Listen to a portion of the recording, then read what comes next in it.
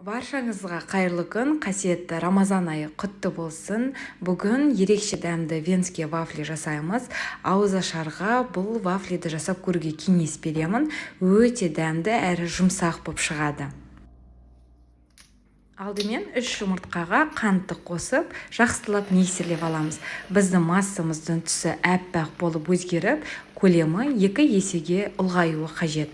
Мінекей барлығын жақсылап осылай араластырып болғаннан кейін, келесі кезекте міндетті түрде сары майды ертіп аламыз, яғни ертілген сары майды қосамыз. Одан кейін қаймақты қосамыз. Қаймақтың пайыздығы маңызды емес, және де бірден тоңазытқыштан алып қоса берсеңіздер болады.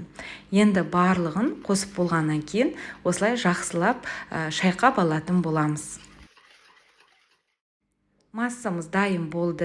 Енді оған құрғақ ингредиенттерді, яғни ұн, қопсытқыш және де ванилин немесе ванилин қанты болса, соларды қосып, жақсылап барлығын араластырып аламыз.